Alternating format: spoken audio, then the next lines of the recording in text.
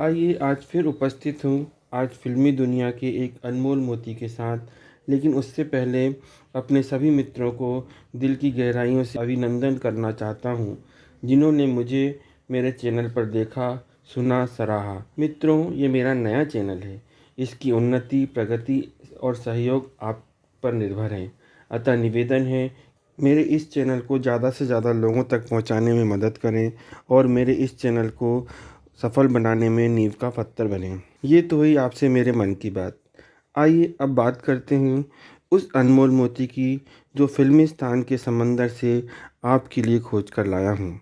वो हैं हमारे कई ऐसे गीतों के रचनाकार जिनका आज तक कोई सानी नहीं है। हाँ मित्रों, मैं उस महान नगमा निगार की बात कर रहा हूँ, श्री इंदिवर जी। इंदिवर जी एक ऐसे शख्स थे जिन्होंने मल्हार राग छेड़ा था तो पारसमणि की अहमियत का एहसास करा दिया था। कस्में, वादे, प्यार वफा के मायनों से साक्षात्कार कराया था और जीवन के दृष्टिकोण को अलग ही कोण स्थापित किया था।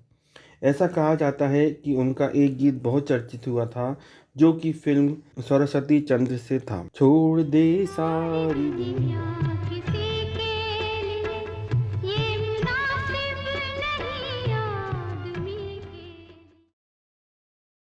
इस गीत को सुनकर आत्महत्या करने वालों पर बहुत असर हुआ और कई लोगों ने इंदिवर जी को खत लिखकर धन्यवाद कहा कि आपके इस गीत से प्रेरणा पाकर हमने आत्महत्या का विचार त्याग दिया है।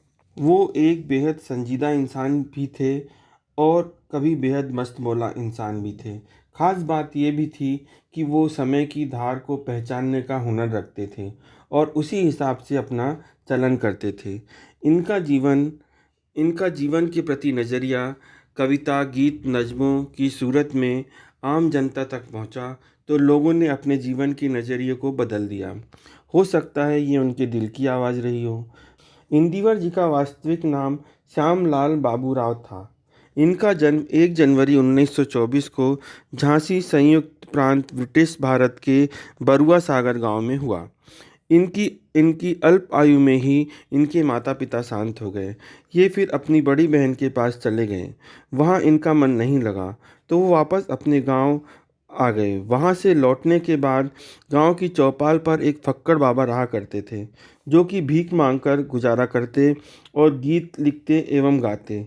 घर में कोई था नहीं रोकने वाला, इसलिए ये उसी फक्कड़ बाबा के पास आके गीत सुनते। इसके बाद इनका परिचय राम सेवक रिछारिया जी से हुआ, जो कि इनकी लिखी हुई कविताओं को संपादित करते। इंदिवर साहब को कविता में महारत हासिल मिलने लगी। ये कभी कवि सम्मेलनों में जाने लगे, जिससे कुछ धनार्जन भी होने लगा। बहुत कम लोग जानते हैं कि इन्हें बांसुरी बजाने का भी बहुत शौक था। कुछ समय तक इंदिवर जी ने आज़ाद नाम से भी देशभक्ति की कविताएं लिखीं, जिसके चलते उन्हें एक बार जेल भी जाना पड़ा।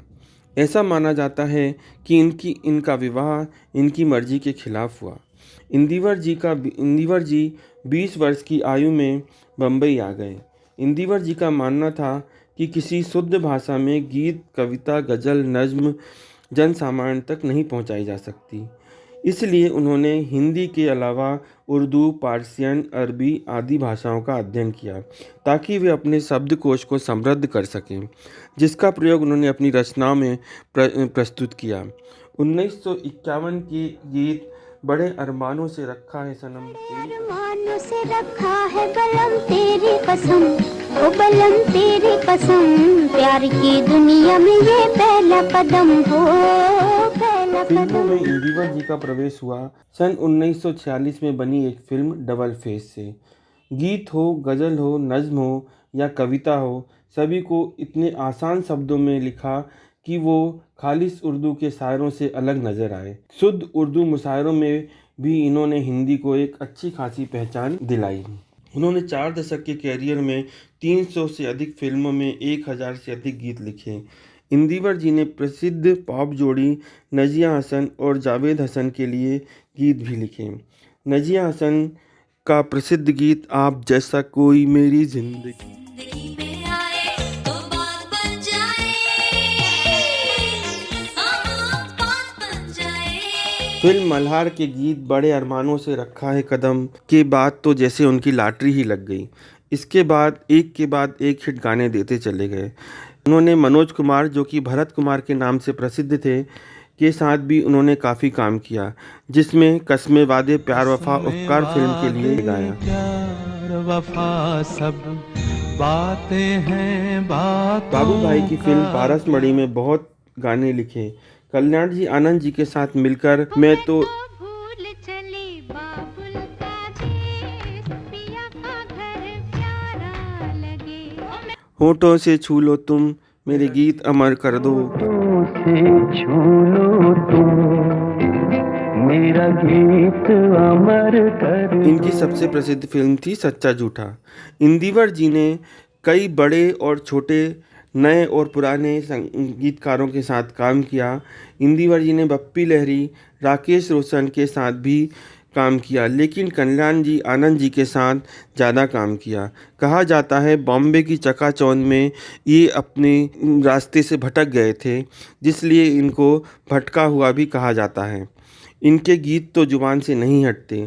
सन 1999 में बरुआ सागर जाते समय उनका देहांत हो गया। दिल में बसा था प्यार तेरा, उस दिल को कभी का तोड़ दिया।